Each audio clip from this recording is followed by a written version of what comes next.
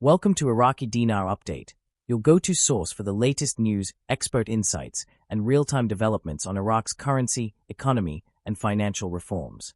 Whether you're a long-time investor or just curious about the dinar, you're in the right place. The recent discovery by auditing and compliance teams within Iraq's financial sector has once again shed light on a deeply rooted problem that continues to impede the nation's journey toward true economic reform and trustworthiness. In what is becoming a disturbingly common occurrence, exchange firms, some of them officially registered, others operating under a cloak of legitimacy, have been found charging citizens a commission of 50,000 Iraqi dinars for purchasing dollars. This amount is not only excessive but outright exploitative when viewed against the backdrop of official policy, which permits only half that amount as a fair and regulated fee. These firms are, in effect, doubling the legal commission rate, choosing to prey upon the desperation and limited options of ordinary Iraqis instead of abiding by the transparent and equitable standards laid out by the central bank and related regulatory institutions. This isn't simply about a technical violation of monetary policy or a few bad actors engaging in fraud. Rather, it's symptomatic of a larger cultural and institutional crisis in Iraq, one that stretches back through decades of instability, sanctions, war, and systemic economic erosion. The deliberate choice to exploit a fellow citizen for short-term profit, even in a seemingly minor transaction like converting currency, underscores a mentality that has taken hold in too many sectors of Iraqi society. The normalization of corruption as a survival mechanism. The tendency to cheat, to cut corners, to manipulate rather than follow the rules, is not just tolerated, it is often seen as necessary to get ahead or even just to get by. This grim reality paints a stark contrast to the aspirations of those hoping to see Iraq's currency revalued or reinstated at a level that reflects the country's immense potential. A significant number of citizens, economists, reform advocates, and even international observers maintain hope that the Iraqi dinar will one day return to its former prestige or be repositioned as a stable and trusted medium of exchange. But such dreams remain firmly out of reach while basic norms of fairness, integrity, and rule of law are so frequently violated on the ground. A nation's currency is not just paper, it is a reflection of its institutions, its credibility, and the trust that both domestic and foreign stakeholders place in its economic system.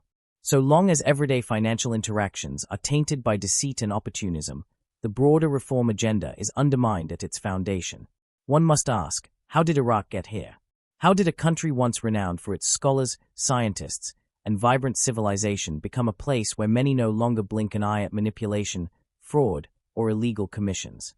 To answer that, we must understand the generational trauma that has reshaped Iraqi society. For over 40 years, Iraq has lived under the weight of abnormal conditions, beginning with wars, followed by embargoes, then occupation, and then years of sectarian violence and institutional breakdown. Every aspect of life was touched by dysfunction. 2 generations of Iraqis have grown up without knowing what it means to live in a country governed by predictable laws and consistent norms. The post-2003 system, meant to usher in democracy and rule of law, instead gave way to an environment rife with opportunism, nepotism, and structural weakness. In such a context, the moral compass of society has been distorted, not because Iraqis are inherently dishonest, but because survival often demanded choosing between the ethical and the practical. It's no coincidence that these exploitative practices are most evident in sectors where regulation is inconsistent and oversight weak. In the case of currency exchange, the lack of uniform standards across provinces and cities enables certain firms to take advantage of citizens who are either uninformed or too desperate to push back. In some cases, the problem is compounded by the failure of authorities to enforce rules in a visible and consistent manner. When audits do occur, they often come after the damage has already been done, and rarely are the violators held meaningfully accountable. Fines may be issued, licenses may be suspended, but these actions are often symbolic rather than transformational. The signal to the broader market is that cheating is a risk worth taking.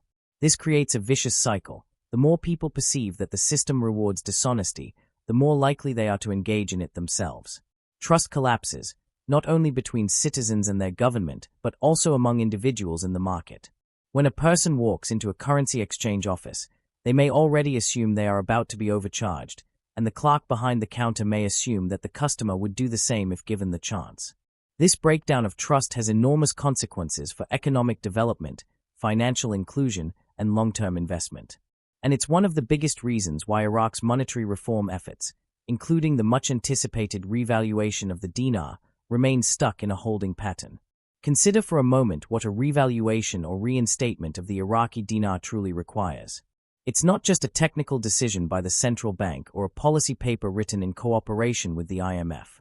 It is a systemic transformation of how the country manages its money, how it enforces its rules, how it communicates with international financial institutions, and, most importantly, how it treats its own citizens. A revaluation sends a message that Iraq has entered a new era, one in which its currency can be trusted to store value, to facilitate trade, and to represent the economic promise of the country. But if the underlying behaviors, like charging illegal commissions, persist, that message is immediately contradicted. Education also plays a crucial role. Iraq's population is young, and many of its youth are not yet entrenched in the habits of previous generations. By investing in financial literacy programs, civic education, and economic empowerment, the country can begin to cultivate a new generation of Iraqis who understand their rights, expect transparency, and are willing to demand it. These are the same individuals who, in time, will lead businesses, manage banks, and set policy. If they are trained to operate differently, the system itself can begin to change. There's also a need for regional cooperation. Iraq is not alone in facing challenges related to currency manipulation, black market exchanges, or financial opacity. Many countries in the Middle East and beyond have navigated similar terrain. By learning from regional best practices, engaging in knowledge exchange, and forming partnerships with institutions that have successfully tackled corruption, Iraq can accelerate its own path toward reform.